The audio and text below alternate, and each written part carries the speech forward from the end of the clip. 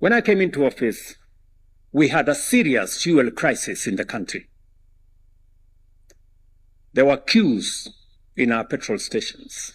The first lot of people to come to see me, even before I left my former office, were oil marketers. And they told me, Mr. President-elect, we are facing a stock out.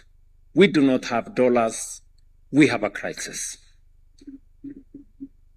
And it became my first assignment, maybe baptism by fire, on my first day in office.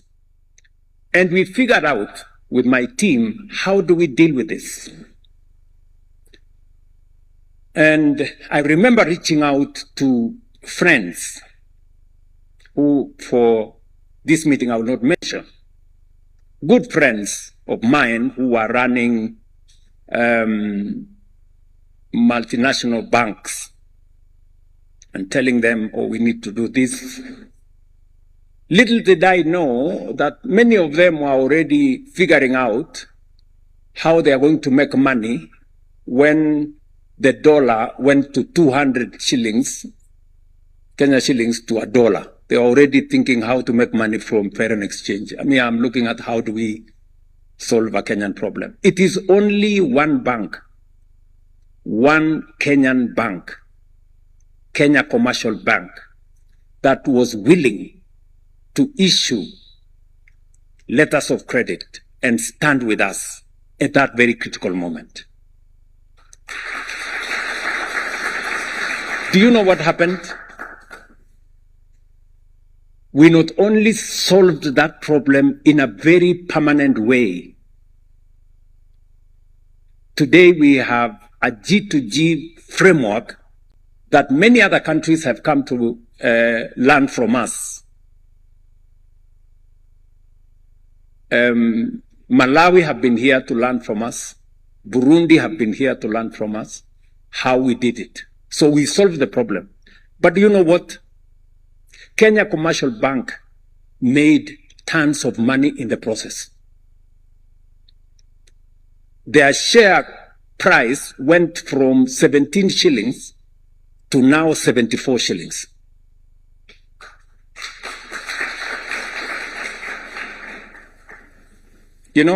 If there was a case for believing in ourselves,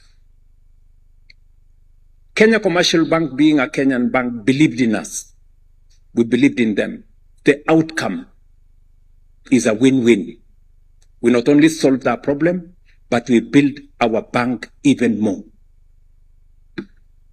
That's one example. Example number two. When I made a proposition to the people of Kenya on a matter that has been with us for a long time, on how do we deal with the challenge of housing.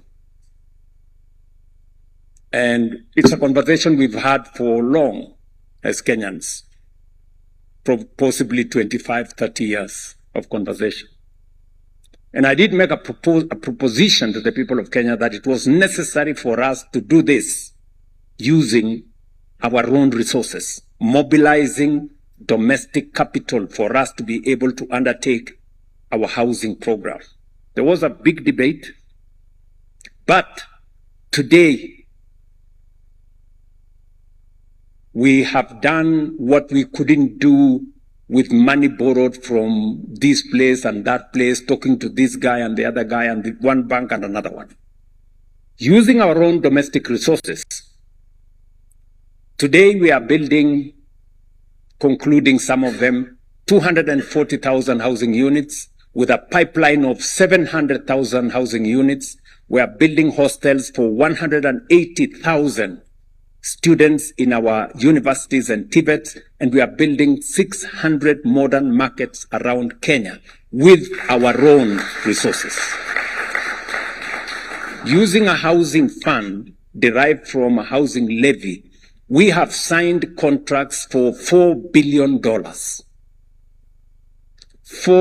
billion. Not a single shilling borrowed from anybody. Domestic resources built by Kenyans raised from Kenya. Believing in ourselves. I make this case firmly that the challenges we face, the aspirations we have for the future, we have the solutions within us. And that's why I'm very happy that we have in our midst not just Africa Finance Corporation, we have the leadership of Afrexim Bank, we have the leadership of Shelter Afrique, we have the leadership of ADB, we have the leadership of Trade and Development Bank.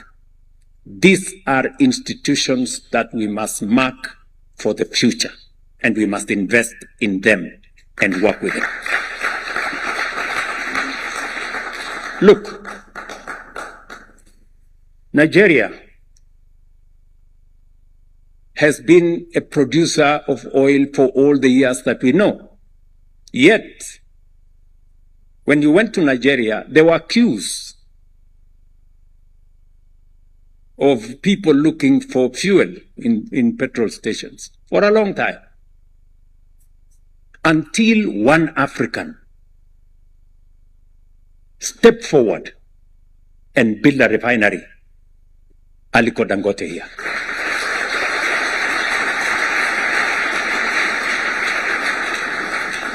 The solution wasn't in Europe. It wasn't in Asia. The solution was in Nigeria. For a problem that disturbed Nigeria for years. I dare say, ladies and gentlemen, we have this, in this room, we have the political leadership, we have the industrialists, we have the financiers to transform our continent, and we must waste no time looking any further. In Kenya, we have established a national infrastructure fund and are in the process of creating a sovereign wealth fund, following in the footsteps of some of our peers on the continent, including, I know, what has been done in Nigeria, Ghana, South Africa, and in many other places. Through these instruments, we aim to mobilize public and private, as well as domestic and foreign capital, to fund major priority projects in the tune of $40 billion over the next decade. When you heard my minister here speak, he said, we already have mobilized $3 billion, just in a short span. And we are looking at the people in this room, how we are going to work together to leverage that money so that we can drive the issues we are discussing here. Infrastructure, transport, logistics, infrastructure. Because Kenya's infrastructure ambition are bold. We seek to expand our road network by over 28,000 kilometers, more than double what we have today over the next 7 years. We also aim to generate an additional 10,000 megawatts, nearly 3 times our current installed capacity. And that is to support modern technology, power industrialization, and sustain economic expansion. At the same time, we are strengthening our export-led agricultural transformation and food security through large-scale irrigation anchored on the construction of at least 50 mega dams to bring an additional 2.5 million acres of land under productive use. Listening to my friend, the CEO of AFC, he did mention very clearly that we have some of the largest agricultural lands in our continent. How do we leverage on those? Why is Africa still a hungry continent? Why is Africa still defined by hunger and imports from all manner of places when we can do it right here? These are not merely national priorities. They are integral to the broader continental agenda of industrial transformation through manufacturing and value addition. For far too long, the economic destiny of our continent has been shaped by others. While historical injustices from colonialism to inequities in the global economic order are real, we must also acknowledge that other regions have faced similar challenges, but they have risen above them. We're not the only ones that have faced these challenges. We are constrained, however, only by the extent that we accept the status quo through acquiescence, complacency, and limited ambition. Too often, as a continent, we have settled for what is rather than what could be. For far too long, we have accepted the average, the ordinary. That must change, good people. We must raise the scale of our ambition and refuse to be defined by what is merely functional. The time has come for Africa to take full control of its destiny. Many of the nations we admire today, from Singapore to South Korea and even Japan, once stood where we stand today, constrained and uncertain of their place in the world. But they made choices that made the difference. Through disciplined leadership, bold policy, and unrelenting commitment to progress, they rewrote their future. And they did not do so over centuries. They did so within a single generation. In just 3 to 4 decades, they moved from fragility to strength, from limitation to global competitiveness. That is the lesson before us, good people. Transformation is neither accidental nor a miracle. It is deliberate. It is intentional.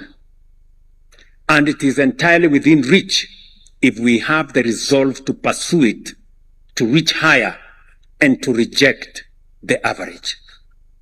This is our assignment as the current generation of Africans, leaders, business people, entrepreneurs. This is our assignment. And this is the job that we must do without equivocation, without wavering, and without hesitation. It is now, ladies and gentlemen, or never. We must get it right. And I'm very happy that we are meeting at a time like this, when it is so obvious to us that we are paying very high prices because of a war in the middle of nowhere, which we have no control over, when we could as well have our own resources here. I want to thank President Museveni for refusing to accept easy choices. He had a choice. He had a choice to allow the oil in Uganda to go the way others would have wanted. But I remember having a conversation with President Museveni, and allow me, Mzee, to say this. When I visited him once, and I asked him, Mzee, what's going to happen about the oil reserves that you have, because it's taken time. And I remember Mzee telling me, look, young man, then I wasn't even president. He told me, you see, some of these people you see here, if we give them a chance, they will sell this oil at a throwaway price and go and buy perfume.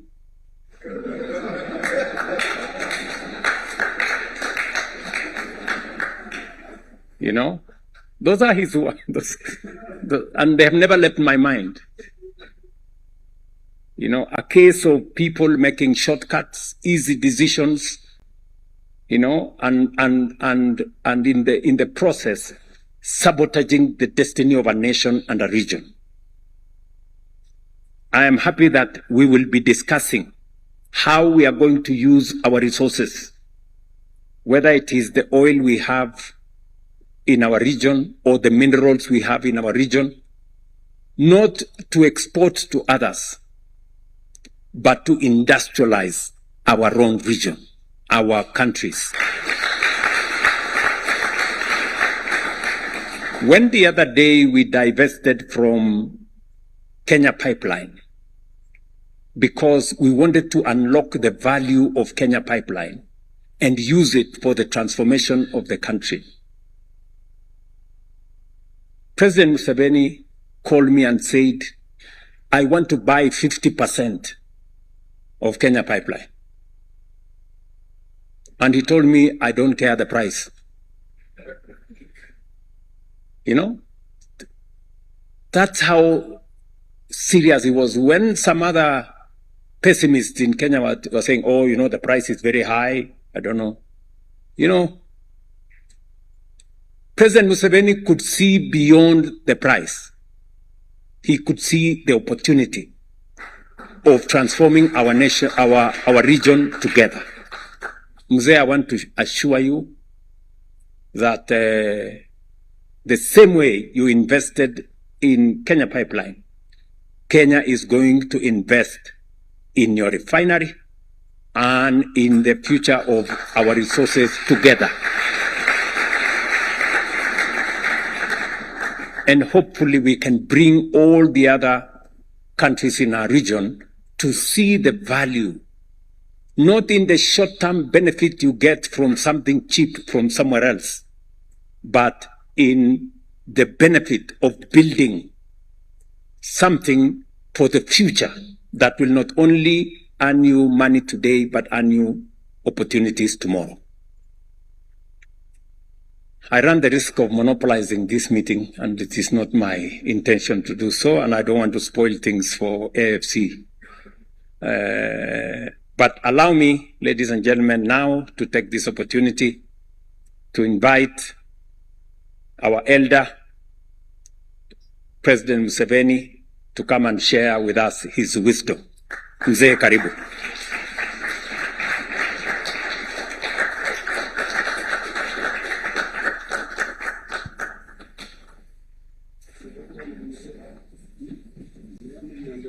Oh, yes.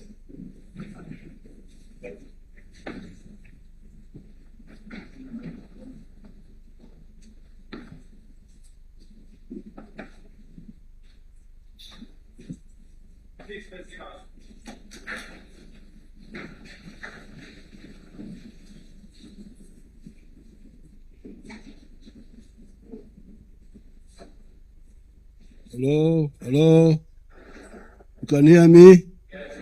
Very good. His Excellency President Ruto, the leaders of the AFC, all the other distinguished persons who are here, ladies and gentlemen, I'm glad you have allowed me to speak when I'm seated here, because in doing my push-ups, I strained my back, and I really want to talk to you comfortably, not in a hurry.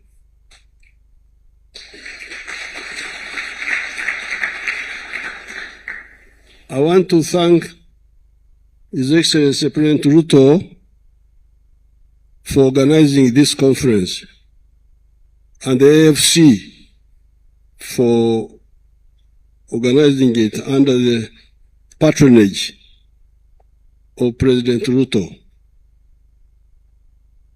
We have got a minister in Uganda, is called Otafuire. The Bantu ways of naming people, you gave a name which is actually a sentence. So Otafuire means that if you don't die, you will see good things in the end. Therefore, by not dying and having been involved in public affairs for the last 65 years, since 1960, I'm now going to beginning to see some waking up. When the manager from AFC was speaking, I said, this man is speaking my language now. And he's a bureaucrat. But he's speaking a language of revolution. This has been our problem. The discrepancy between revolution and betrayal, really, because Africa has been betrayed in the last 70 years. Sudan was the first to get independence in 1955. It is now 70 years since we started getting independence. But you look at the GDP of Africa. The GDP of Africa is now 3.6 trillion. All of us, imagine, the whole of Africa. Egypt, South Africa, Algeria, all of us. 3.6 trillion. And we are 1.5 billion people now. And our land area is umushendetere kahwayanje umusho are mugambire. I'm speaking in Kikuyu, you will not understand.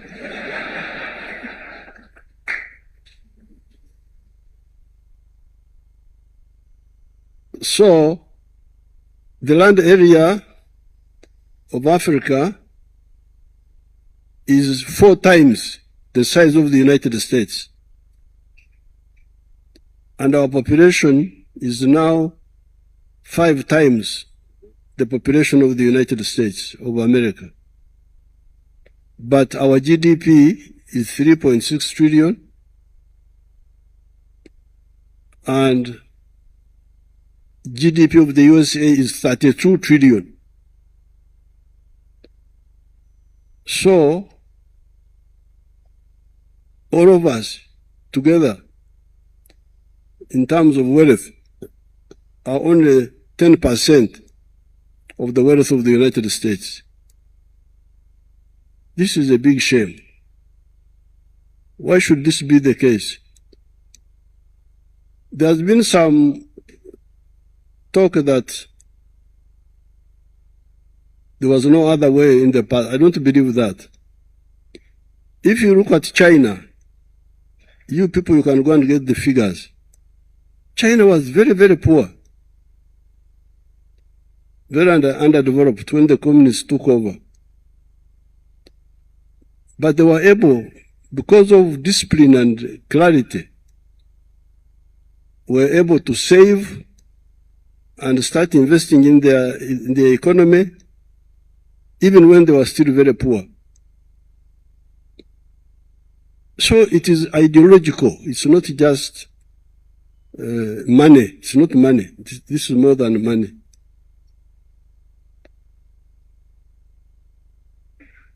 We had a conference here about 10 years ago, here in Nairobi, here, with the Prime Minister of Japan, who died, the one who died. We had a conference here. And in that conference, I made this written speech, which they would distribute to the delegations. And in this speech, I pointed out that, and I'm glad the speaker is here, His Excellency President Ruto, the person from the IFC, our commissioner, the man from the islands, the minister, who originally came from Uganda long ago.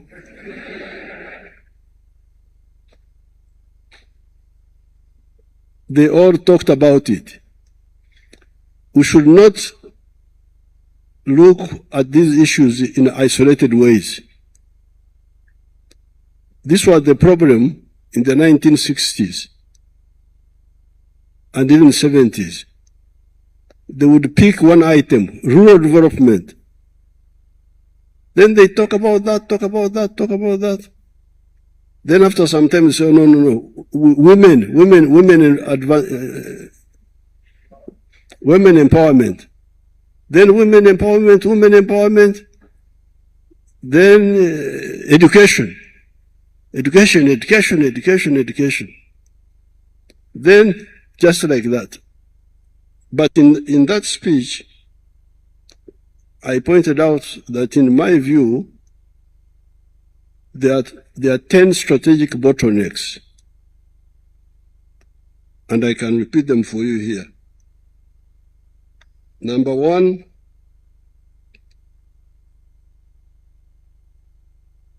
is ideological orientation. Because we are talking of interregional infrastructure. But how will you have interregional infrastructure if there are wars going on? And these wars are based on ideological bankruptcy. People believe in sectarianism. They believe in the politics of identity, of tribe, of religion. The wars which are going on in the Middle East, what is their ideological base? What are they fighting for? We know all those people. The Iranians, the Israelis, the Americans, we know all of them. We have good relations with them. But you can see that the mistakes which they have in their thinking is the one which causes all this suffering.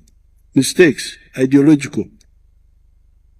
What is crucial? Is it because I am a Munyankore? You see, that's why I was speaking in Kikuyu. I wanted somebody to bring me my coffee.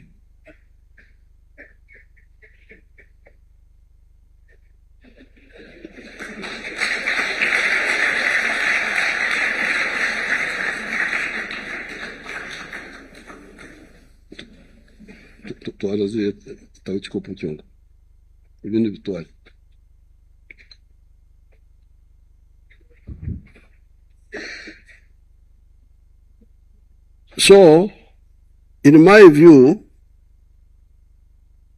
I welcome these very good technical, professional ideas about infrastructure. But I think if we only focus on infrastructure alone, we may not go far. Because there are wars. There are wars in Congo, there are wars in South Sudan, there are wars in all these different places, Somalia. So how will you have infrastructure if people are fighting for wrong reasons? Therefore, strategic obstacle number one in this booklet, which I will give you, was ideological disorientation. Why do you believe in tribalism and religious sectarianism? I am a cattle keeper. I'm like these Maasais who are dancing here. I produce milk, I produce beef, I produce bananas. But people in my tribe don't buy from me. Why? Because they also have the same products. I have milk, they have milk. They don't buy from me, I don't buy from them. I have beef, they have beef. So who buys from me? The people of Kampala, many of whom are not my tribe. The people of East Africa.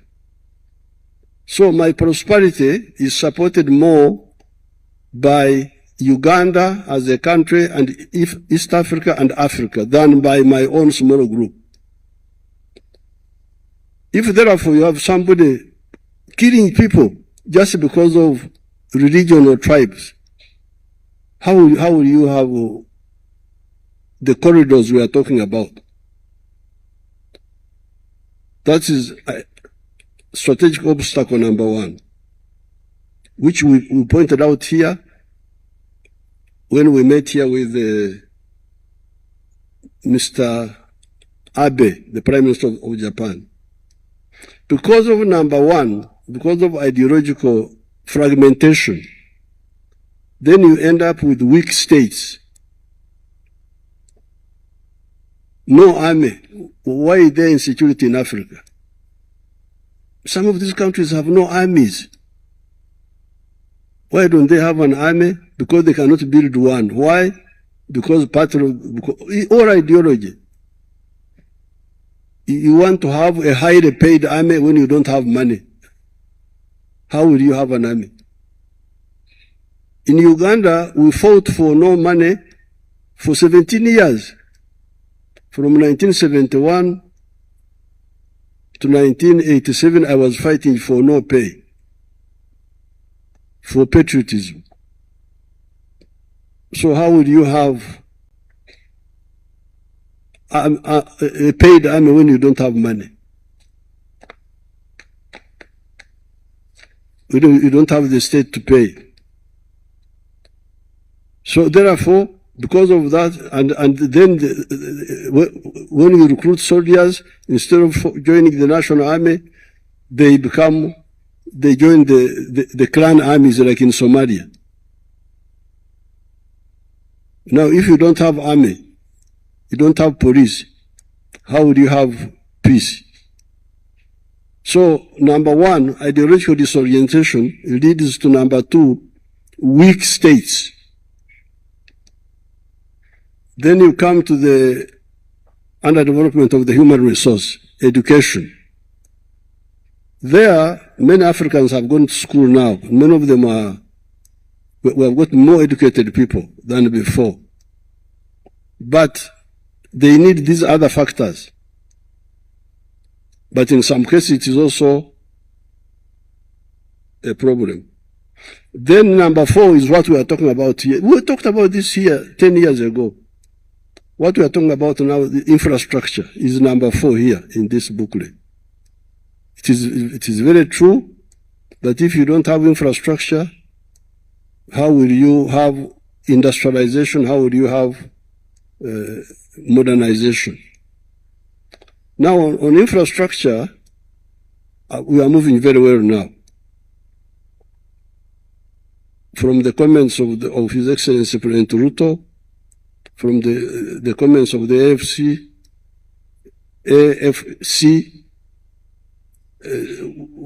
we are all moving in the right direction.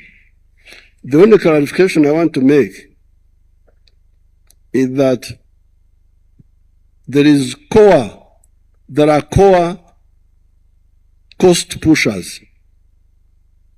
If you want your economy to succeed, you must identify the core cost pushers, which push costs in production. One of them is transport. Transport, especially the railway and the water transport. So if you build the railway, you must build it with either government money, who are not looking for high profits and quickly, or with patient capital, patient private capital. Because if you have got very high cost of transport of the railway, how will you compete? How will you compete? How will the companies make money? The other cost pusher is electricity. In Uganda, my people behind my back, they made a mistake and they went with a group called what? I don't know what they called them. And they built a dam, one of the dams on the Nile, using private money. When it came to the price of the electricity, production was 16 cents per kilowatt hour. How can you make money? How can that electricity help the economy? It almost caused a civil war because they didn't tell me, they went behind my back. But the dams were built with government money. We are able to produce electricity at 4.8 cents, American cents per kilowatt hour. Then the old dams, the ones we have already paid for, the cost is 1.2 cents, American cents. So there, you must be very careful. It must either be government money or patient capital. Not people who are looking for quick money. Then the next, it is the railway and electricity and water transport. And then the cost of money in the banks. That's why in Uganda, I had to keep the Uganda Development Bank. I privatized the Uganda Commercial Bank because they persuaded me that they confused me. They said, if you privatize, private capital is efficient, they will do what? I said, okay. But you know, I am a bushman. So I go cautiously. So I said, okay, you take the Uganda Commercial Bank. They privatized it. The interest rate is now 25%. How can somebody, that's how you get what His Excellency was talking about, the perfume importers. They are the ones who make money from 25% interest loans. A manufacturer cannot make profit with 25%. Or a farmer. So, rail transport, electricity, cost of money for manufacturing and agriculture. I would want you to look at it. The cost of labor is still not high. Cost of labor, the salaries are not still high. Those are not a problem. Now it comes down to the pipeline. I would not have bothered His Excellency Ruto so much for fuel, especially people who are driving on the road. If the fuel is expensive, don't travel, stay at home. Where are you going? I'm not really worried about you. What I was worried about was jet fuel. Because jet fuel is not only just for travel, it is for tourism. If the cost of the jet fuel is very expensive, the tourists will not come. It is for export, because the aircraft also export. So that's why I had to disturb His Excellency Ruto that the governments need to keep a voice in the pipeline. The governments of Kenya, government of Uganda must keep a voice in the pipeline, mainly because for the jet fuel. People are going for nightclubs, I don't care so much about them.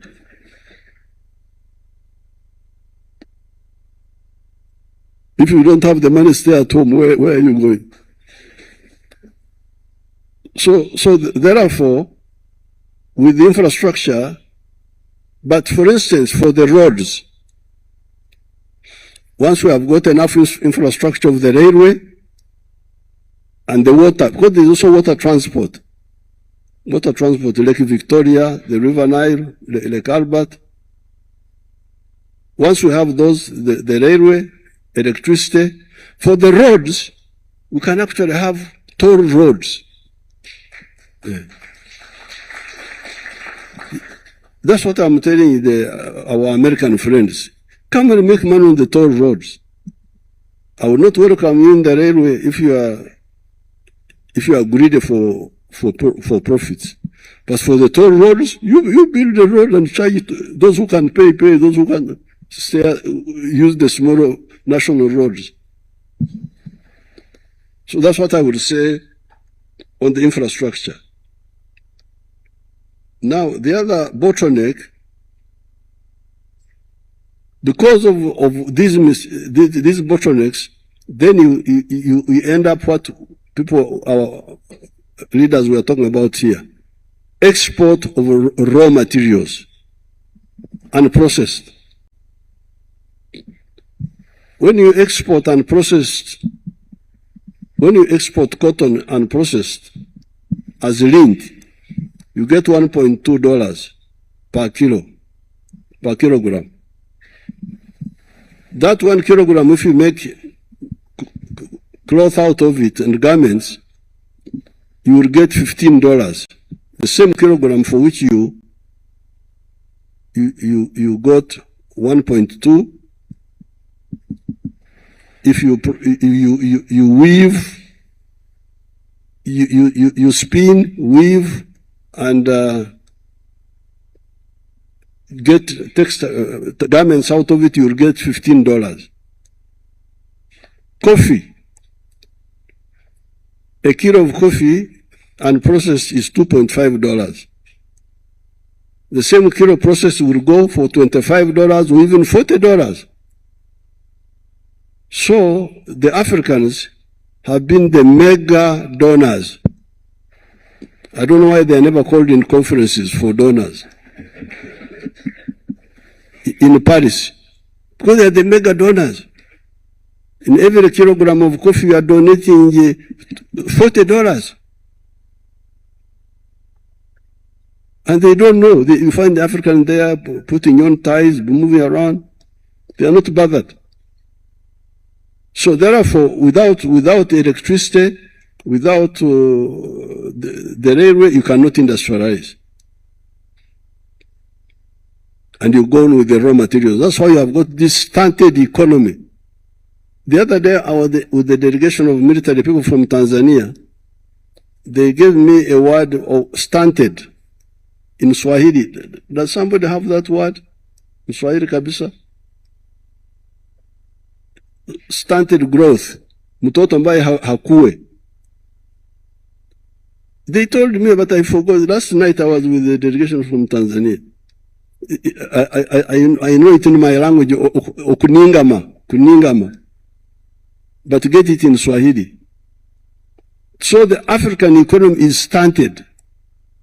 Stunted because of these mistakes, because of these hemorrhages. Then, number 6, fragmented market. If you produce, who buys? I've told you that my tribe cannot help me with, I am a capitalist also. I sell my milk. But in Uganda, it is bought by the Ugandans in Kampala. Not in my tribal area so much. Then East Africa. That's why I've been begging His Excellency Ruto, my young sister Mia, please, ruhusu maziwa yangu yaje huko bila vizuizi. Now, if you don't have a market, how will you attract capital? And the ones who invest in your country, how will they succeed? China opened in 1978.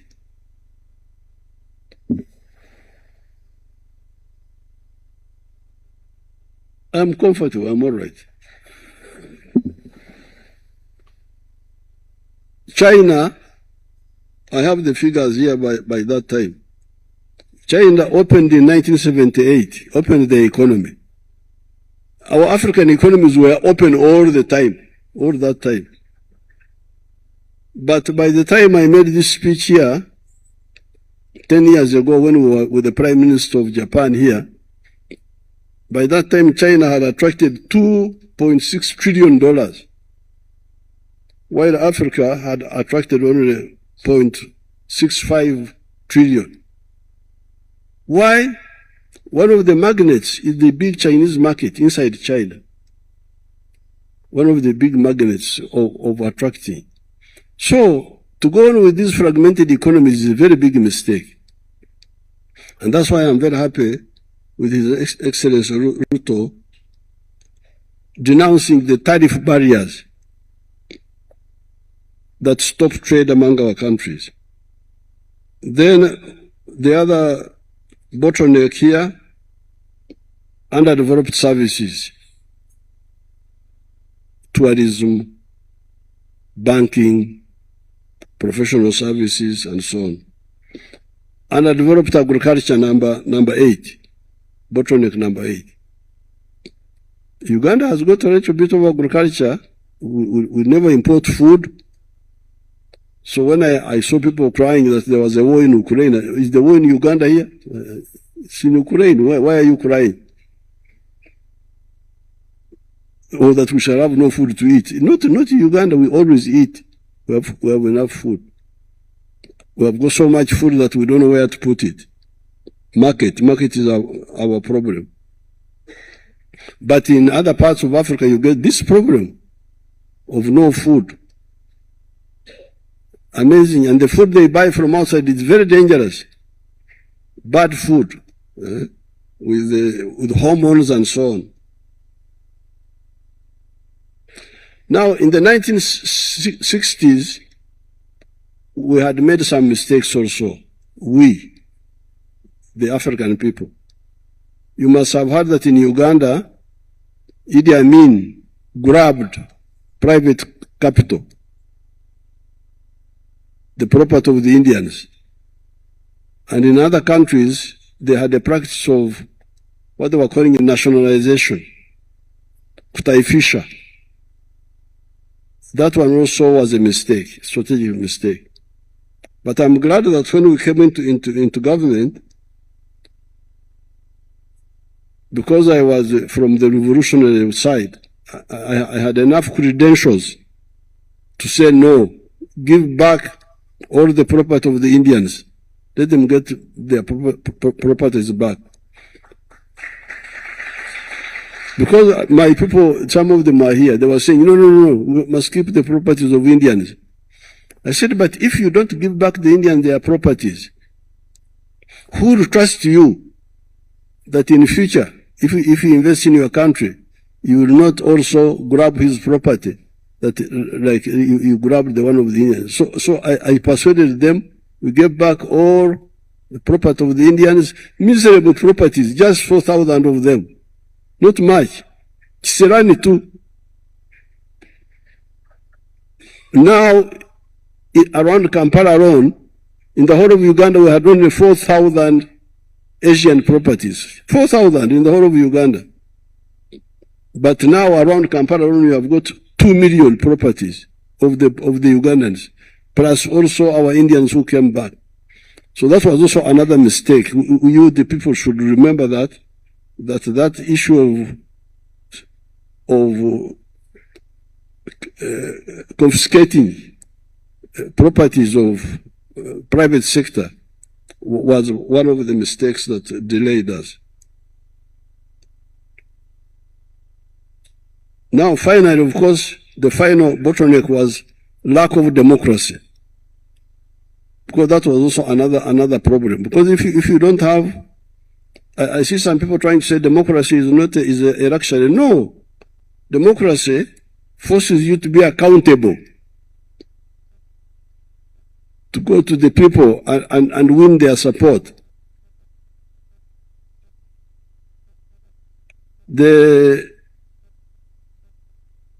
Recently we had elections, and where my people listened to my advice, we performed very well. When they implement what we like, getting rid of poverty in the whole country. How can you preserve poverty in the whole country? It's not a national park that you are preserving. So now, therefore, I want to conclude by saying that we have the money here. Yes, we are getting more money. Now our speaker from AFC gave a very good example. The pension funds. What are they being used for? NSSF in Uganda has got a lot of money, but they just invest in treasury bills. The government borrows from national fund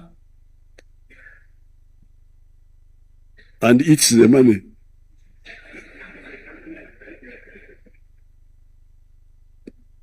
They borrow for eating. So, our expert has really challenged you people, you heard him, that the NSSF money should be not for eating. Because if you treasury bills, they are borrowing to pay debts, to pay salaries, to pay what? They are not borrowing for I call infrastructure, omsomyo in our language. Omsomyo means the bone marrow. You know, the English don't have enough words. They couldn't describe that part of the body. The bone marrow, they call it bone marrow. But in our language, we call it omsomyo or omshokoro in one of the other languages. So, the omshokoro of the economy is the railway, transport, electricity, the cost of, plus of course peace and so on.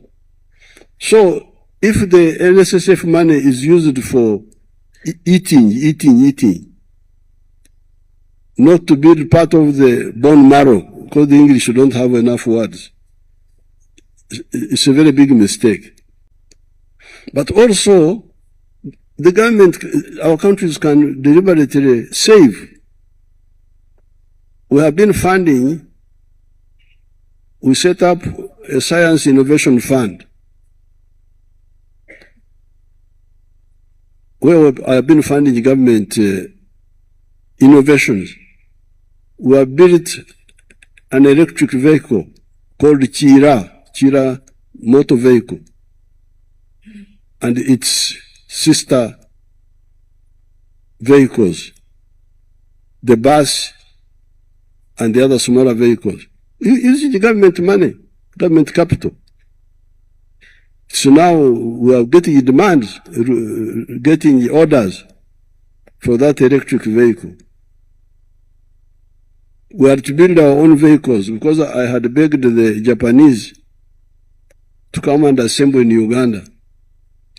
They refused. So I said, okay, bye-bye. Now, when I started making my vehicles, some of the Japanese came. So want to assemble. I said, no, too late. I will not allow any assembly in Uganda. You must manufacture, not assemble.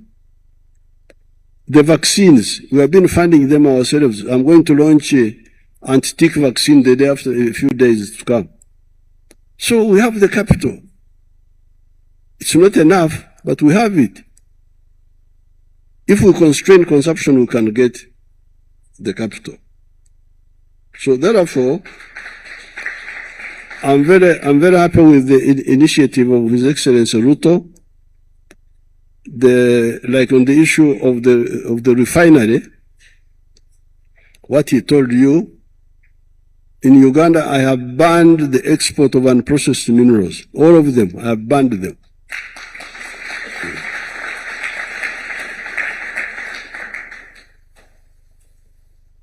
They have been praying for me to die or something like that, but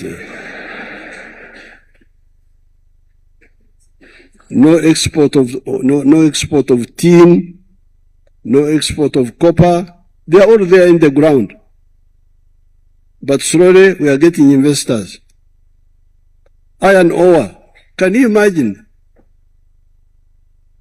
Some Indian guy from India, the New Delhi, had come to made a deal with my people to sell our iron ore at $47 per ton. The iron ore of Uganda is the best in the whole world. It is about 70% pure. So, when you sell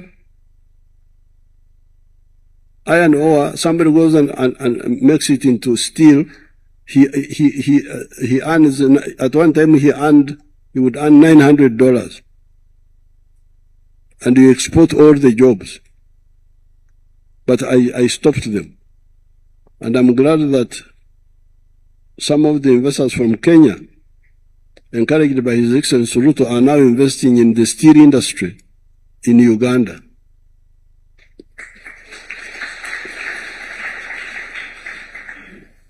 Now, on the issue of petroleum, we found it long ago, 2005. But up to now, it's now about to come out of the ground. What was the reason? Disagreeing with the oil companies, Total. They were telling my people who would tell me, refineries don't make money. Hey, they don't make money. How about the ones who build them? Why do they build them?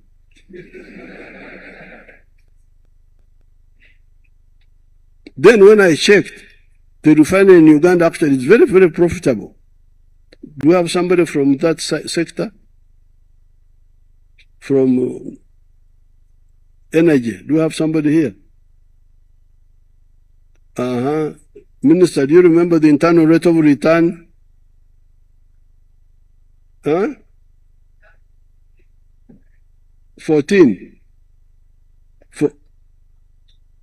You will confirm. Or you're going to confirm. The internal rate of return is very high of the refinery in Uganda. So, but because I'm also tactical, because the Total were insisting that they should take all the oil. Why do you take the oil? The users are here. Why do you take it? So, no, there's no money in the refinery. I said, no, you are lying. Now, eventually we agreed that we build a small refinery of 60,000 barrels per day. What do you call this? You build, then you add on there's a way they say it in English. You build one unit, then you add on. Add on another 60,000, and that my refinery would have first score on the oil, and then the balance you can export through Tanzania. Fine. Now recently, and then that ECOP, it's now called ECOP, East African Pipeline. Later on, we could see that people of Congo could use it if they want, because there's some oil there on the other side. People in South Sudan can use it, because they have got oil there. Now, this oil of the Calabat is one of the 5 provinces. We have got 4 other provinces of oil. This is just one of them.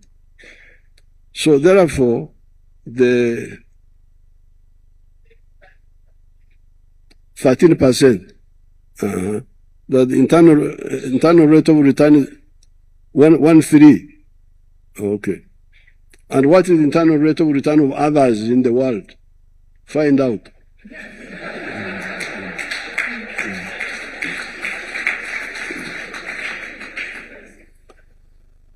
So therefore, when His Excellency Ruto recently sent me a message, I supported it, that the surplus oil, which we had given to Total to take through Tanga to I don't know where, be our contribution to the refinery in Tanga, number 1.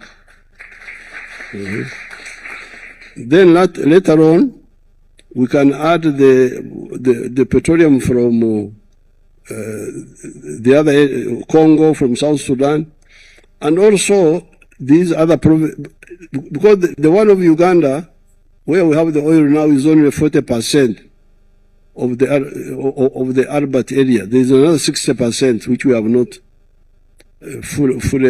which is not yet fully explored. So there's more oil in Uganda, both within Albert and in the other provinces. So therefore, I support this idea of the Tanga refinery. We shall maintain our small refinery because we have already gone ahead. We are very far. We can't stop. The question is, how do you, those refineries, if you don't want to create kwa Kiswahili tunasema wivu, jealous. Tunasema wivu, wivu. If you don't want wivu, it's better that if the countries have ownership together, like in, because that's what we are doing in the past. We are calling it East African Common Services. We are owning the ports together, East African harbors, East African Railway, East African Airways, East African Development Bank. It was all East African. If it is all ours, then it is ours. Then it is not either me or you. Hakuna kushindana. You are all together. So with these few words, you should be careful. Don't invite old men for.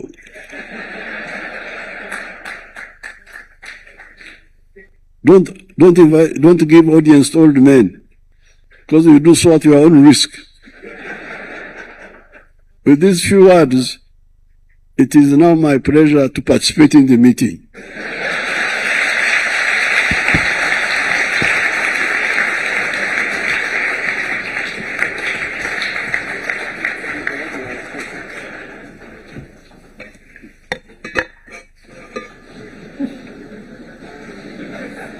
A round of applause again for Mzee. Thank you very much. Please, let's take our seats. You agree with me that please, let's take our seats. You agree with me that we have benefited from a wealth of wisdom from Mzee, President Museveni, and we have been listening to you very carefully, and you have made the work of this summit that much more easy for us to take it forward. I take note of what you have said about the need for us to save. It is one of the decisions that I've had to make in Kenya to change the contribution model for our savings. You have also made a very profound statement, and I hope those of us in Kenya were listening to Mzee. He has said money from our social security savings must not only be used for matters consumption and paying debt by investing in treasury bills. It should also be invested much more meaningfully in infrastructure development. That is what progressive countries do. I know there's been a debate in Kenya as to whether resources from our pension funds should be used in the development of the railway, the roads, and other infrastructure. The wisdom of Mzee tells us that is the right thing to do. And that is conventional wisdom worldwide.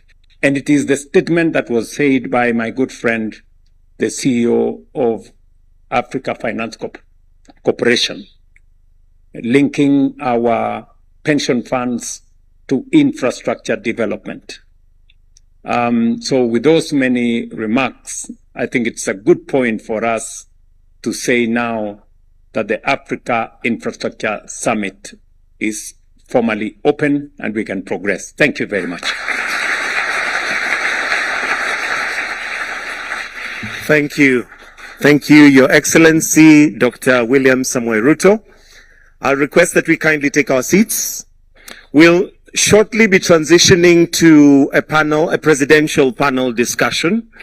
And for us to transition to that, we'll now have the signing of the host country agreement. And I request that we bring in the table and those instruments that are going to be used for signing. This is the signing of the host country agreement between Kenya and the Africa Finance Corporation. It is basically to establish the regional offices of the Africa Finance Corporation in Nairobi, Kenya, as has already been mentioned. So at this point, allow me to invite the signatories, starting with His Excellency Dr. Musalia Mudavadi, who is the Prime Cabinet Secretary, to kindly take your seat at the signing table.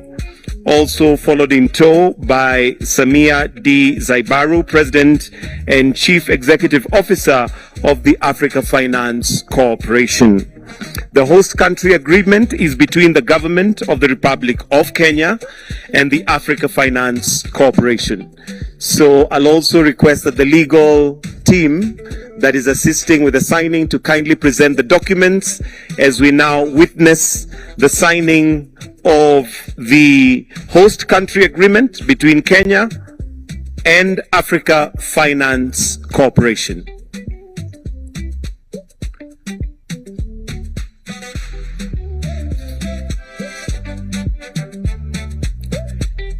Again, the objective of this particular signing is to establish the regional offices of the Africa Finance Corporation in Nairobi, Kenya. As mentioned earlier, Kenya is definitely the hub of many activities in the region. Africa Finance Corporation, Kenya now also being established, and after the signing, we'll request for a photo op before we transition to the next part of this particular opening ceremony, which will be the presidential panel discussion, in which I will invite Jennifer, who's going to be the moderator of that particular session, Jennifer from Bloomberg, but I will do that as soon as we're done with the signing of the agreement.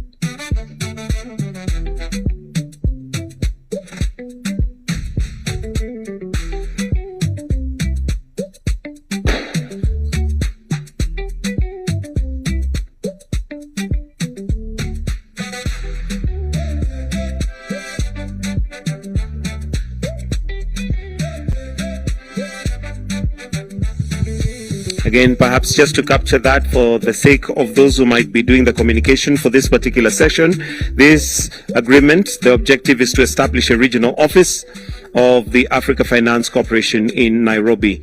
And it is the host country being Kenya. And this particular agreement is between the government of the Republic of Kenya and the Africa Finance Corporation. Now that the signing is done, we'll request that the signatories will stand for a photo op as they hold their document. Kindly let them hold their document for that photo op with the crowns facing the photographers. Wonderful. Why don't you give a round of applause? Thank you. Thank you very much.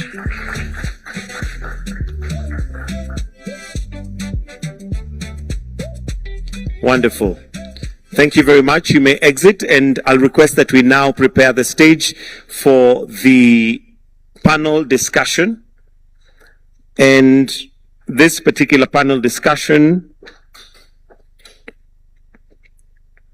Africa's industrial revolution needs 3 levels of success to succeed: the right policy, the right environment to attract and retain capital, industrial courage to build and scale, and the development capital and architecture to turn projects into bankable investment assets. I'll request that we now bring in the chairs for the panel discussion as I go through this.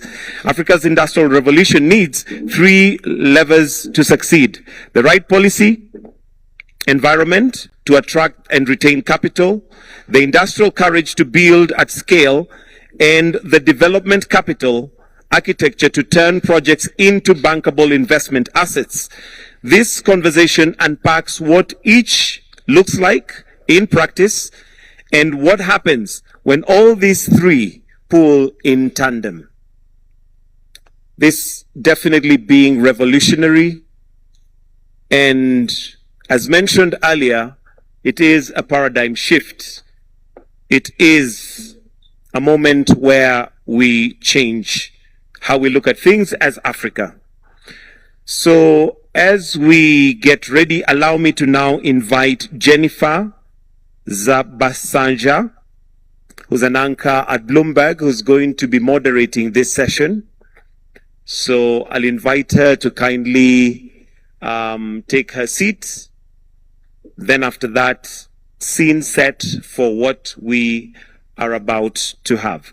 And as we wait for the principals, I'll request that we have some background music playing as we get ourselves ready. Jennifer, if you're around, kindly, you may come and take your seat as we prepare to invite the other panelists, which includes the two heads of state that we have present. Why don't we put our hands together as we welcome Jennifer?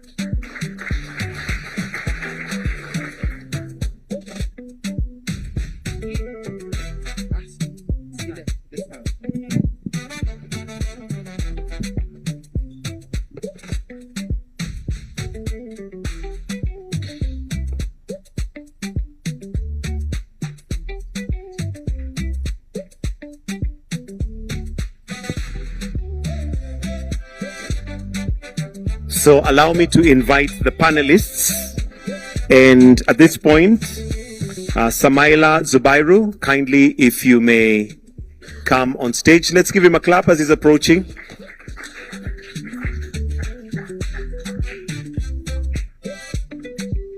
Also, allow me to invite on stage Alhaji Aliko Dangote, Chairman and CEO of Dangote Group.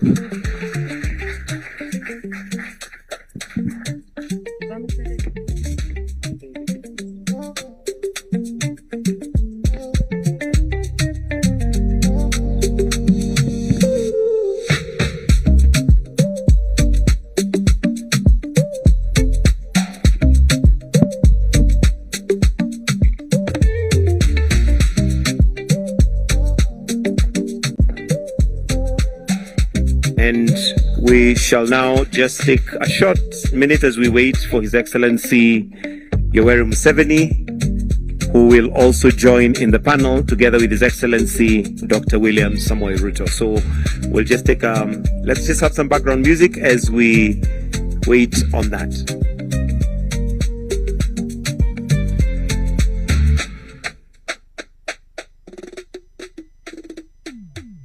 So allow me to invite Jennifer to just set the scene as we transition. Welcome, Jennifer.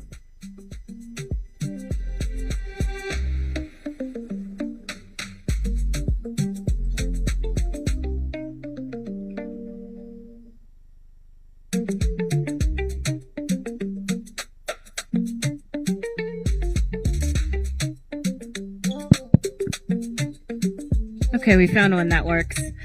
Good afternoon, everyone. As Mike was pointing out, my name is Jennifer Zabasaja, and I am an anchor and a correspondent for Bloomberg Television based in Johannesburg. And I'm very pleased and honored to be a part of this panel session today with Aliko Dangote, also Samaila Zubairu, and our two heads of state who will join us. As we've been hearing all morning, the discussion is really about a more regional integrated approach to investment and infrastructure. And so we're hoping to, again, as Mike was pointing out, put the levers, the three different levers together that make up the ambition and hopefully accelerate some of the ambition that we have. And we have, of course, one of the best examples of that in Aliko Dangote, of course, with the refinery in Nigeria, and then some, and also the policy portion of it, how we see our leaders potentially helping us to accelerate that, and the AFC, of course, convening this gathering and talking about the financial architecture that is needed to make this happen. So perhaps we get things started while we wait a bit. I wanted to just start here, and maybe I start with the both of you. Aliko, you're so far away. I don't know why.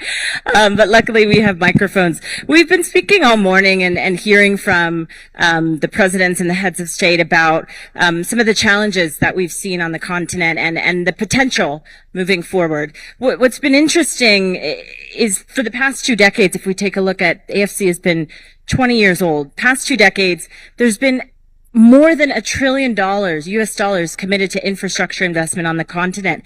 And yet we're seeing the vulnerabilities of Africa at this point. Of course, from your vantage point, as someone who has this refinery that is revolutionizing the way we talk about industrialization on the continent, where do you think the gaps still are right now? Well, thank you very much. It's great to be here. I must thank AFC and the government of Kenya for arranging this conference, which is the Africa we build. I think, sorry, I have a bit of, I've lost my voice really, so, I hope you can hear me. So when you look at it today, we can do much, much bigger things, and I think it was President Ruto who said that maybe we should forgive past leaders. But right now we don't have any excuse, because we have, very big financial institutions. We have big entrepreneurs. What actually caused the delay before was that normally when you go to those financial institutions, the interest is not to develop Africa. The interest is to develop themselves. And, today we have big financial institutions that are at least they can listen to the big, entrepreneurs and see how do we develop and build our nation. We have made a lot of mistakes in the past where we've been relying on foreign investors. A foreign investor will not come without the leadership of domestic investor. So a domestic investor must take the risk and start developing your own continent, not for you to wait for foreign investors. Foreign investors will only come when things are looking rosy and good.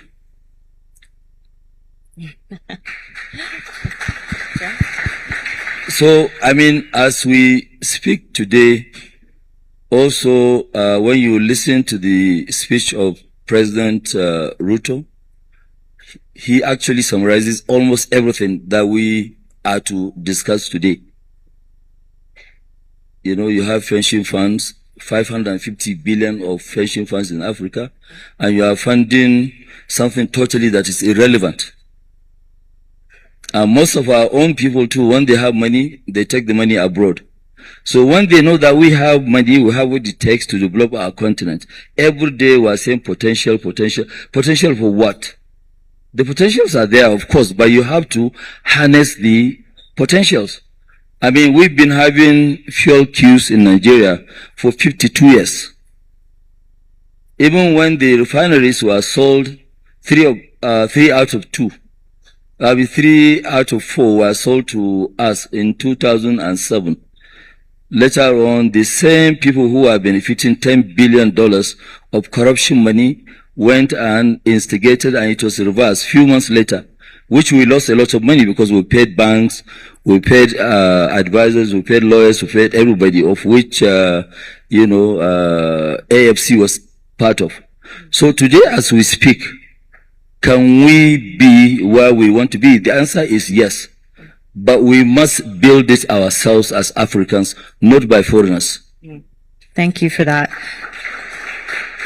And of course, we will welcome President Museveni and also President Ruto to the stage. We were just speaking about the gaps that still exist despite some of the investment that we've seen on the continent. I've been listening to both of you speak this morning, and it seems like there is more cohesion between both of your countries. I wonder if you speak to an investor and you talk about what the regional collaboration looks like now, what's different now than in the past, what would you say? President Museveni? what is different is that the mistake makers have failed. So people have seen the mistakes. The mistakes have blossomed. They have seen. I think that's why people are beginning to see themselves different. You can see these are. I have been watching this for the last 65 years. I think Mr. Ruto maybe, are you 65? 58, you can imagine. 50. So, these young people have come up and they have seen. It would have been better if because like some of the other people, like the Chinese, the people like Lee Kuan Yew, they saw it earlier. But Africa also had a lot of additional problems. Like, for instance, landlocked countries. Right. If you are landlocked, even if you see something, if the coastal countries don't see it properly, you can't move. So the mistakes are our biggest teachers. Because, and the crises. The youth have no jobs. So I think people can now see, can listen more. Because there was a law. It was really ideological intoxication that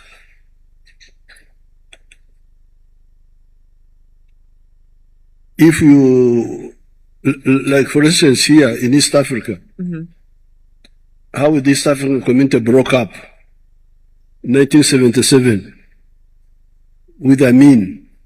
People thought there was another way other than the East African community. But now later on they discovered that no, East African community is the only way, and that's how we came back. President Ruto, have recent crises potentially accelerated some of this newfound collaboration between your countries?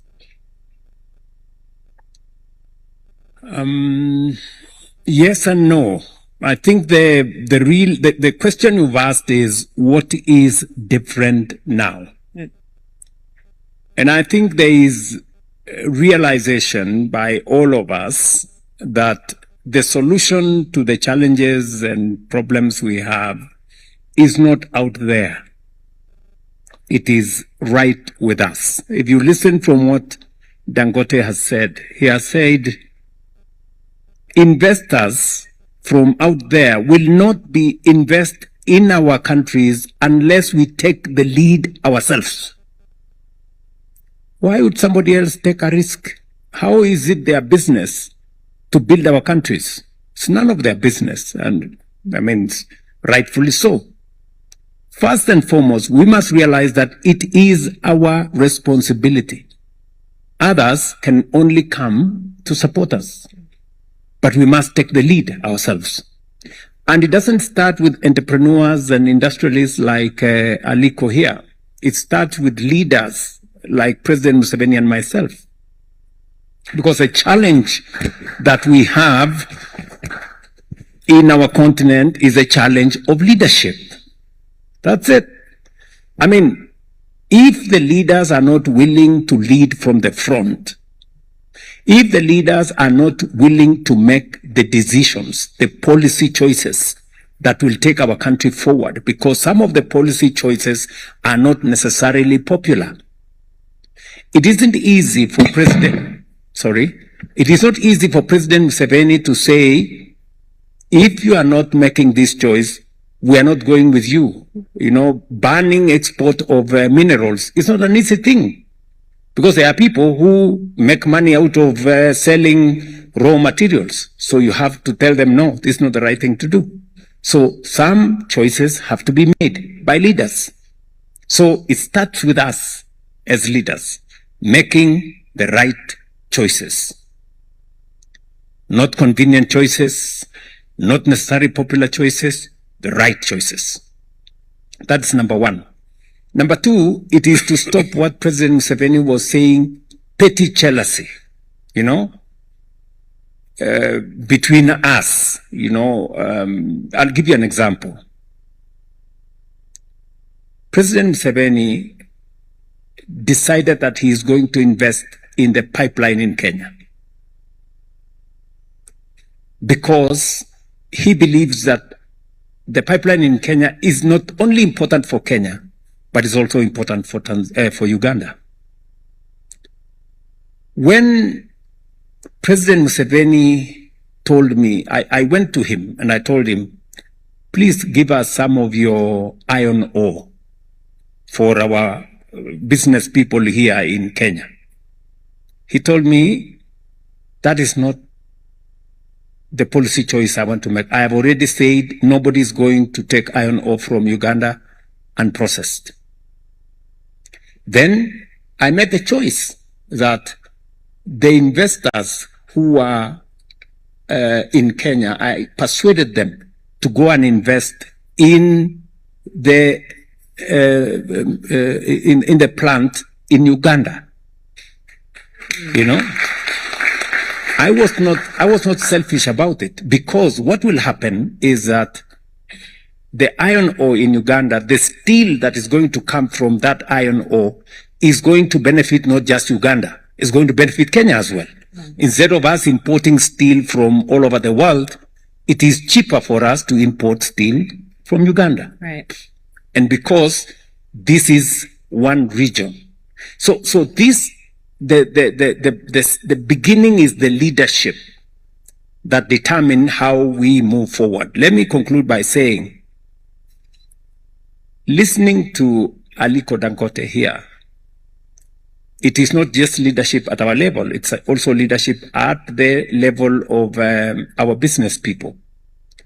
It would have been easier for Aliko Dangote to do trade of oil. I remember speaking to President Olusegun Obasanjo, and he told me he had a meeting with Aliko here, and Aliko told him, if you don't change the policies here, it is easier for me to import oil cheaper, I make more money, sell, than to refine oil, unless you make the right policy decisions. And that is what Aliko is telling us here, that the private sector and us will invest in the refinery. And by the way, we are discussing a refinery in Tanzania. The two of you. Yes, we are not discussing a refinery in Kenya or Uganda. We are discussing that we are going to have a joint refinery in Tanga to benefit all of us, because that refinery is going to take on board the oil from DRC, the oil from Kenya, the oil from South Sudan, the oil from Uganda, and we will just need to build a short pipeline from Tanga to Mombasa, and the finished product will use the pipeline that we already jointly own with Uganda. So all our assets become profitable. But you need a longer term view, to see it than just a short term, country by country. And that is why President Museveni was saying fragmentation is also part of our enemy. That is why some people broke up the East African community, because they didn't see the benefit of the bigger market. They were just looking at individual countries. So that is the where we are at the moment. And it is different because we've all learned our lessons. The policymakers, like myself and President Museveni, we can see with clarity where this should go. Industrialists like Dangote here, they too can see. And AFC right here with us, and all these other good bank people, they also appreciate that it is their responsibility to invest in this infrastructure, because it makes them money and it grows their bank balance sheets as well. Thank you, President Ruto. Samaila, I wanted you to jump in, because But Mujukuu, you speak Swahili? Not right now. Sumaila, I wanted you to jump in because just hold on. What is also new is that if you look at Uganda, the pool of scientists whom we have now, we didn't have them at independence. We now have people who can do anything: automobiles, vaccines, electronics. So although we are meandering, making mistakes, but also some capacity was being built. Education, knowledge. We've got a lot of scientists. There's nothing you cannot make. So that is also new. So it is capacity there, but what he's saying, the eyes to see the future workforce. Sumaila, I wanted you to jump in. When you talk to global investors, is this regional cooperation, is that becoming a prerequisite? Because it seems like you've been speaking about this for quite some time, and it's seeming like now that we're getting government on board, this is actually starting to pick up steam and being the case for capital to actually be deployed. What are you hearing in your discussions? Very good question. I'd like to lean in on 2 points raised. I think the key point is leadership. Leadership is extremely, extremely important to whatever we want to achieve. And I want us to look at leadership not just, from a transaction that we want to do now, but maybe from a long-term perspective. We need to embrace the idea of thinking about the next 15, 20, 30 years when we're thinking about development. So if you saw the report today, on the State of Africa Infrastructure Report, it talked about the consumption over time. It says it's going to grow significantly. And since we know that consumption is going to grow significantly, it only makes sense to look at regional infrastructure, which is what is happening here. Another point I want to make is the need for this same leadership to be applied to capital mobilization. I cannot emphasize that point enough, because Aliko mentioned it. I mentioned it as well. And President mentioned it. He said, who pays the piper dictates the tune.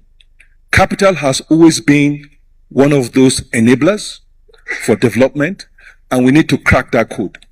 And it's not so difficult. It's not so difficult because what we need to do is to look at what we have.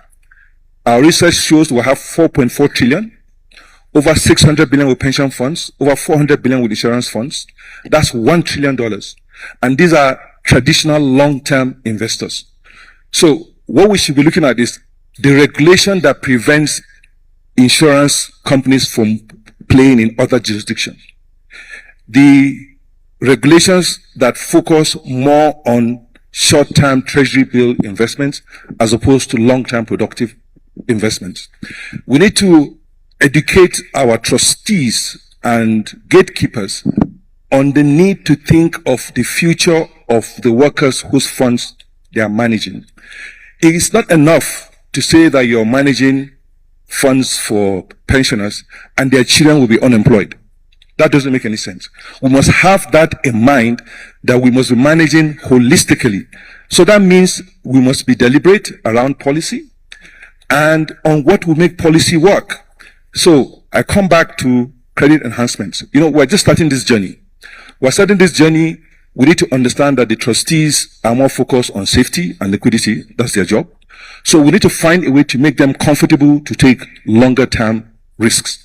And I believe that within us in this room, the Alliance of African Multilateral Financial Institutions, the new African Financial Architecture Development that is being chaired by ADB, within this room or within this group, we can create guarantee programs that will take the initial risk from pension funds. So they're not looking at the project, they're looking at our own risks. And because we are going to develop and prepare these projects, they can be comfortable that we will not put our money in things that don't work. I say this because we need to go beyond this 100 million, 1 billion, 2 billion. We should be looking at 20, 30, 40, 50 billion for development. And for me, that is more important than any conversations that we can have with anybody. Let's focus on our needs for development. We have identified several infrastructure projects that need to be built. We have identified several refineries, fertilizer plants, all of this. They need billions of dollars. And we should be thinking about how can we use this opportunity, create those credit enhancements, create those guarantee programs that allow us to mobilize 20, 30, 40 billion dollars. I'm not interested in conversations. I mean, we have conversations, but I mean, like Aliko mentioned, they are focused on their own objectives. Yeah. I'm focused on African objectives. I'm focused on the future of the African child. I'm focused on what future are we living. So I'm more interested in what we can do together. I'm more interested in what leadership can get done. And let's work together, make these reforms in the insurance, in the pension sectors to ensure that capital moves around. So somewhat answered my question. A little bit of, not so much a prerequisite, but just it's a nuanced discussion that you're having with investors now. Aliko, I wanted you to jump in because you have said that you have an ambitious goal for the Dangote Group and want to invest where there's a lack of investment on the African continent. When you look at East Africa, what are the policy commitments that you need? You say you're already in discussion. What is it that you need? I think what we need, first of all, is consistency in government policies. That's number one. And also the support of the governments here. Because, I mean, if you look at it really, what we lack in Africa is quite a lot. Because we're a continent of imports and we're not really exporting much. We export raw materials. Which means when you export raw materials, you are exporting jobs. And when you import, you are importing poverty. Because you are creating jobs out there, not here in the continent. So I think with the support of the government, there's nothing that is impossible. And we, some of us, were really tired of seeing our continent going out there to be begging for anything. I mean, if you remember at the beginning of the war between Ukraine and Russia, the chairman of African Union, that was President Macky Sall, had to go and be begging for fertilizers. And since that day, I said, okay, fine, by 2028, Africa will be self-sufficient in fertilizer. And while doing that, we're opening 20 blending plants in areas where they don't have the capacity. Also, we are going to be at 12 million tons of urea. We are going to have massive potash and phosphate from Congo, Brazzaville. And we believe we will satisfy most of the demands of Africa. I mean, you look at it today with population of Africa of 1.4 billion and also rising, right? We don't have raw material for detergent. Just to wash this clothes, which we need every day. We don't have. We only have two factories, one Egypt, 50 tons, 100 tons in Algeria. So that's why we also launched now 400,000 metric tons of linear alkaline benzene, which is the 100% raw material of detergent. So we have quite a lot, of which before we don't have the capacity. But right now, with the likes of Afrexim Bank, with the likes of Africa Finance Corporation, with a lot of support from other financial institutions, following these two, there's nothing we cannot do in Africa. That's why we, as a group, we have now launched between now and 2030, we're investing $40 billion in various fields. Is part of that the refinery? Even now, I can give commitment to the two presidents that were here. If they will support the refinery, we'll build the identical one that we have in Nigeria, 650,000 barrels. Wow. So the discussions are still early, though, but the three of you, it seems like you're trying to make this work. It will work. There's nothing that can stop it. We have done the one in Nigeria, and that's why we are taking the bold move, which we have started already. Piling has started. We are building that one to a scale. 1.4 million barrels a day will give us will be the largest refinery in the world. That's number one. Number two, will have 10% of the entire United States of America's refining capacity. And this is coming with a lot of, petrochemicals. And if you look at it today in Nigeria, if not because we have polypropylene, all the businesses would have collapsed because cement is packed in polypropylene, flour, rice, grains, everything. So nothing. And the cost now has shot up between just 45 days from $900 a ton to $3,000. That's no way you can afford it. So that is why we must learn how to build self-sufficiency. Right now, we have big financial institutions that are very hungry for big ticket items. And we are also big in terms of our own vision.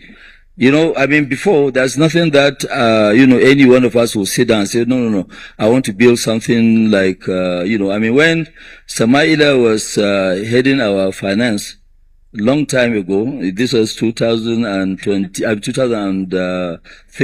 2004, 2005, we were even paying 44% interest rate in Nigeria.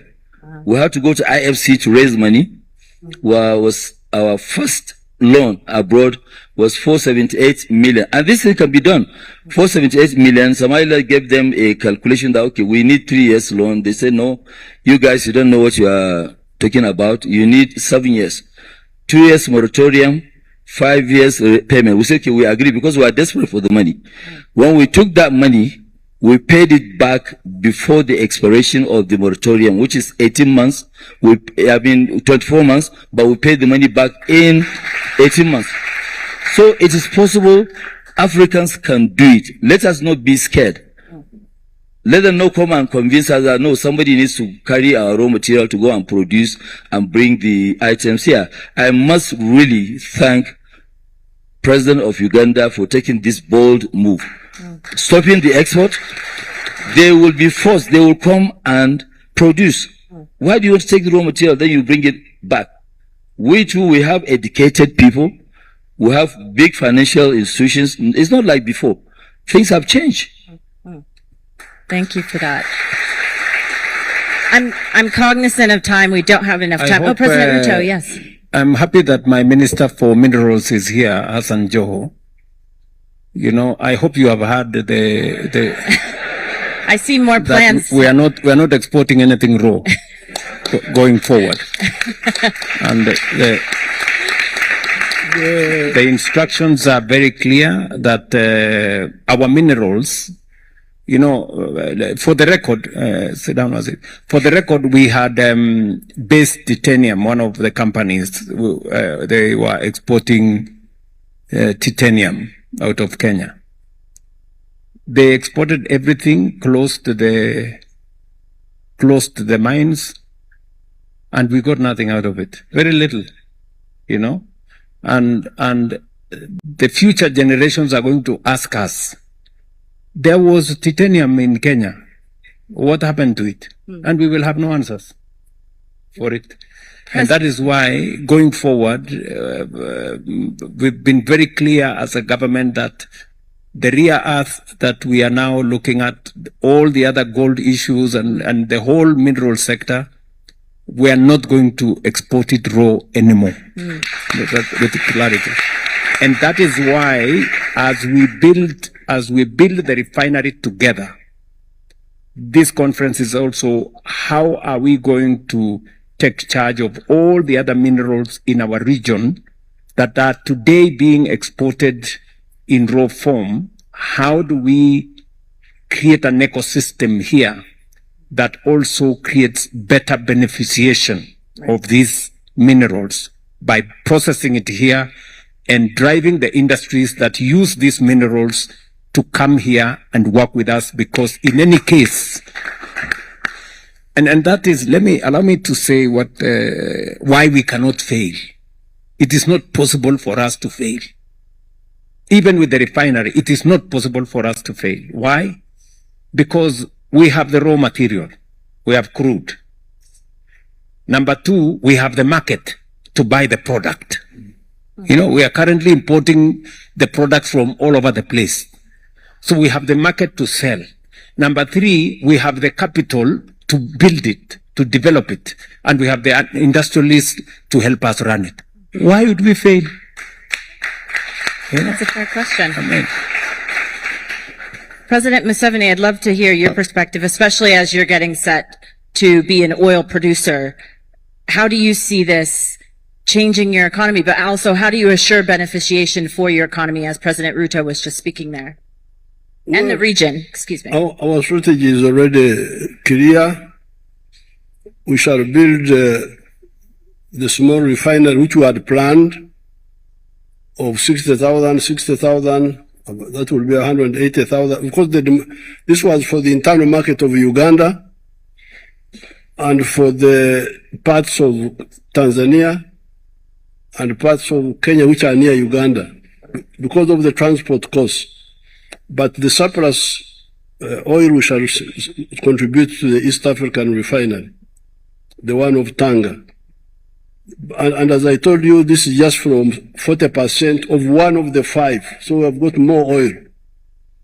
So when that more oil comes, we shall contribute to the refinery in Tanga more, but also must own it also. It cannot be owned by the coastal states only. It must be owned by. Regarding the other minerals, I can tell you, for instance, the uranium. We have got a lot of uranium. A Canadian company came and said, I want to take the uranium. So where are you taking it? To abroad. But I have had a rumor. What are you going to do with the uranium abroad? To generate electricity. But I have had a rumor that there are some human beings here. It's not confirmed, but I have had a rumor that there are some human beings here who need electricity. Why don't you start with those? The man disappeared. They never came back. So the uranium is in the ground.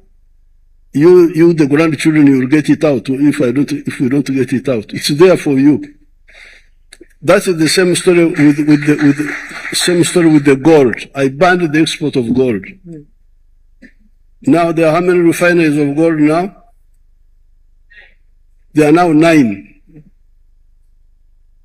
Imagine this, the one we are producing in Busia, is it a kilo or what?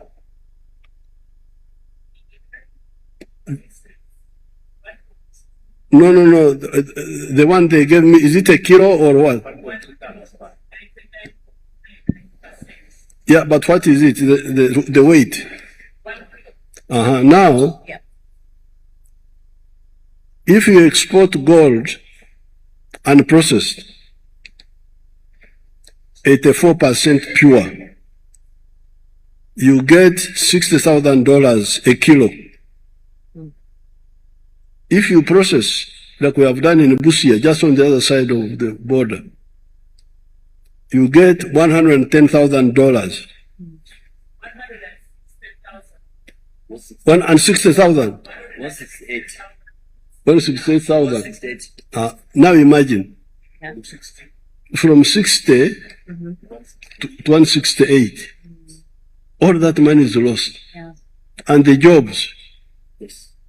And then there we are using our electricity. Right. You know, you the grandchildren, you must have heard of something we the elders call vertical integration. Right. Integrate from down up, but also horizontal. Right. Now, because we are purifying the gold in Uganda now, we can now also start a jewelry industry. Because now the gold is pure enough to be used in jewelry, to be used in bullion, right, to be used in electronics. So it is really criminal to export. I cannot allow the export of unprocessed raw materials from Uganda. I cannot. Right. Thank you so much, President Museveni. Aliko, please. And I think we're running out of time, but I'd love to hear from Aliko. Yes, last word. Thank you very much. Well, it's great to be here, but since we have 2 of our leaders here, I would like to use this opportunity to thank them for their leadership. That's number one. Number two, especially, President Ruto to convince his colleagues to allow free movement of goods, services, and people. Because today, with an European passport, you can move faster in Africa than being an African, which I think we must really stop. So let them copy what Kenya did, because I remember I was here for his first inauguration. That's the time he allowed and removed visa-free for all Africans. Why can't we allow visa-free for all Africans? Please, we need to do that, because if we don't really do that, it will be difficult to trade with somebody that you cannot get in and out easily. Thank you. Thank you so much. I want to just, Smile, I'd love to hear from you, but I want to leave today with one commitment from everyone. We've heard a bit about what a few of you are discussing, but Samila, maybe you start for us. What is the AFC committing today to this region moving forward? So I would like to kind of double down on Alhaji Aliko's appeal. Free movement of people is definitely good, but I want, President Ruto, President Museveni to be advocates for the Africa we build. And I want you to be advocates in terms of the reforms that are required for us to be able to ensure that African capital resides within Africa for Africa's development. It is something that we can do. By the time we get into the round table, I would elaborate more, but it's something that requires leadership. And two of you are well placed to lead this initiative to ensure that we create African capital markets. It's very important. We will not develop if we don't create African capital markets. Thank you. And my commitment is to support whatever we agree, not just for today, but into the future. We are looking at what should regional integration look like in 10 years, and what are the building blocks that we must put in place today to ensure that happens.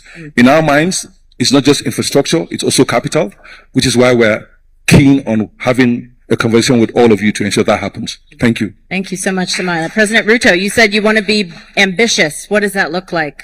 What are you committing? I think we are committing three things from where I sit. Number one is to continue to provide leadership at the highest level to support Africa's transformation by supporting the Africa we built. What does that mean, though?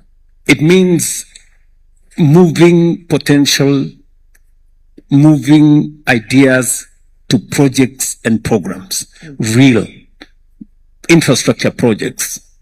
And in my listening to what the CEO of Africa Finance Corporation has said, is also to provide leadership at the policy level on making African capital agile, and available, so that whether it is monies we have in insurance companies, monies we have in pension funds, making sure that the capital markets work, like what we are doing at the Nairobi Securities Exchange, is for us to make it much more easy for us to use our own resources to drive our own transformation.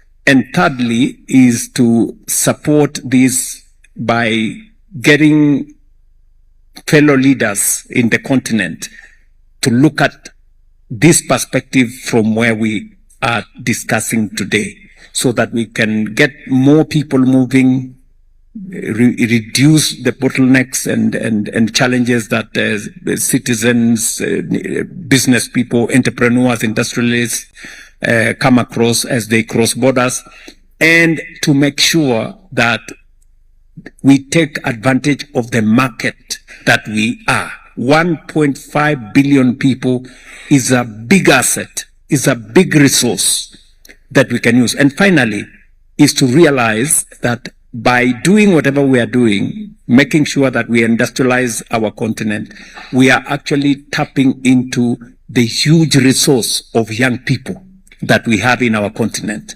because they are a potentially potent asset for us turning them into a workforce and creating a bigger middle class out of these young people by making sure that we engage them through industrialization by creating jobs. I think this is the commitment we will make as we go forward. Thank you so much, President Ruto. President Museveni, what is your commitment that you're leaving with today?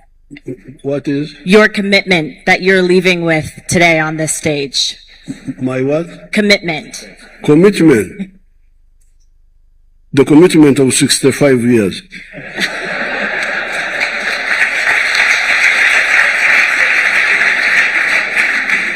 You see,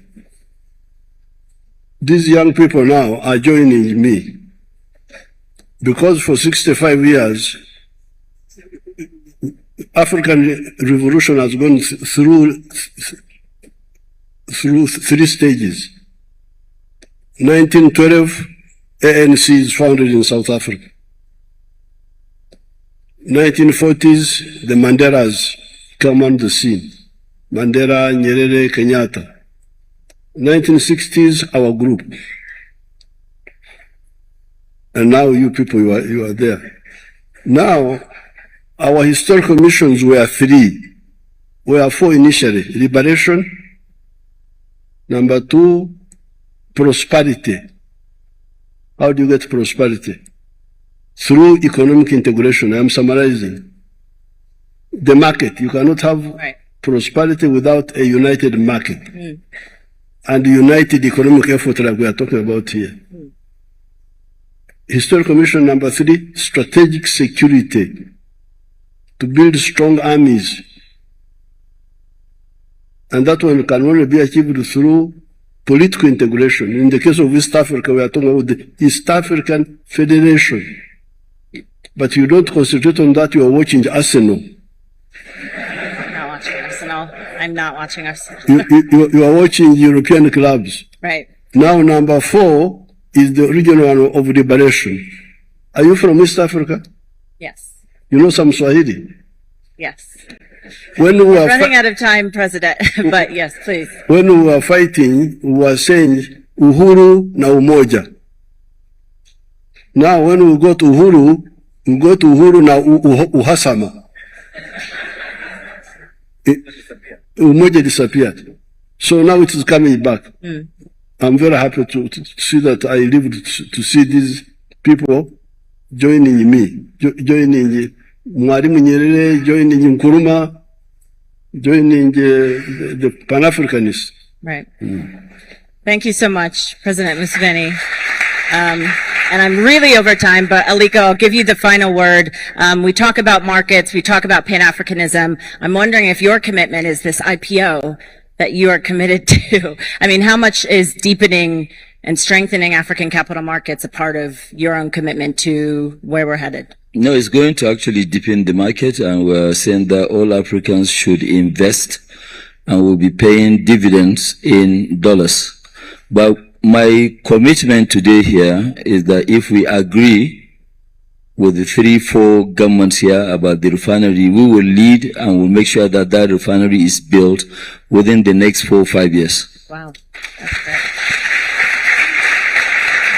That is a positive way to end. I am so honored to be next to all of you, and thank you all so much for the time that you have spent listening to all of us, to Samaila Zubairu, the Africa Finance Corporation CEO, President William Ruto, President of the Republic of Kenya, President Yoweri Museveni, President of the Republic of Uganda, and of course Aliko Dangote, President of the Dangote Group. Please join me in thanking them all. And as they exit, I'll request that you kindly just have a photo opportunity. Let's take our seats briefly. Kindly, let's take our seats for the sake of the media. Kindly to have a photo opportunity with the 4 panelists. And after the first photo, we shall then ask Jennifer to also just step aside and then have the 4 panelists. Thumbs up for the first photo. Thank you, Jennifer. If I may kindly just request that we have the 4 panelists on their own, kindly. Thank you.